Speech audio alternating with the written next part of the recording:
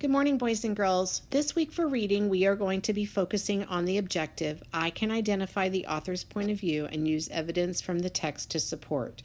So as we are reading our story today, I want you to think about what is the author's point of view. This week we're going to be reading a story called Elizabeth Leads the Way. Elizabeth Cady Stanton and the Right to Vote.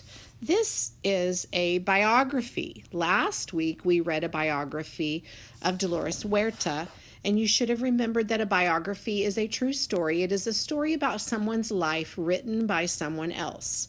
And our essential question this week, we are still focusing on, what do good citizens do? We are going to be reading about how good citizen Elizabeth Cady Stanton fought for women's right to vote. Please listen and follow along as I read. What would you do if someone told you you can't be what you want to be because you are a girl? What would you do if someone told you your vote doesn't matter because you are a girl? Would you ask why? Would you talk back? Would you fight for your rights? Elizabeth did. All of these things used to be true back when Elizabeth Cady was a girl. And all of these things might still be true today if Elizabeth hadn't led the way.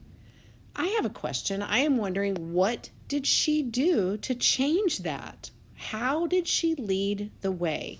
Looking at these drawings, this looks like Elizabeth as a little girl, and this looks like Elizabeth maybe as a grown-up girl, and I can see that she's holding an American flag and she's wearing a very fancy dress. And this story looks like it took place in the past. She was only 4 years old the first time she heard someone, a woman, say life was better for boys. The woman had come to visit Elizabeth's new baby sister. What a pity it is she's a girl. How could anyone look at a little baby and feel sad? What could be wrong about being a girl? She was 13 years old when her father, Judge Cady, told a woman whose husband had died that the farm she had spent her whole life working on would be taken from her. Without a husband, the law stated nothing belonged to her. I'm thinking that long ago it was not very pleasant to be a girl because you couldn't vote, your things were taken away from you. People felt sad for you if you were a girl. This seems very unfair. I wonder if the author also has the point of view that it was unfair for her to be treated like that as a young girl. Elizabeth was horrified by the unfairness. She said the law should be cut out of every book. Judge Cady told her that wouldn't change anything. Preposterous, Cady says. The law was still the law, and only men were allowed to change laws.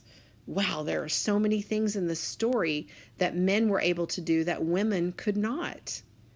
She decided right then and there that she could do anything any boy could do. She jumped over high hurdles on horseback. She rafted across a raging river. She won a prize for being the best in Greek studies. Her father was proud, but he worried about his strong-spirited, rule-breaking daughter. Ah, you should have been a boy.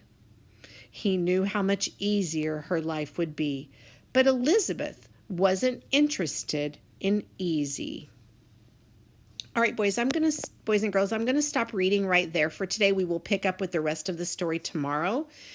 In your Google slide assignments for the day, you are going to respond to the question, what law did Elizabeth feel was unfair?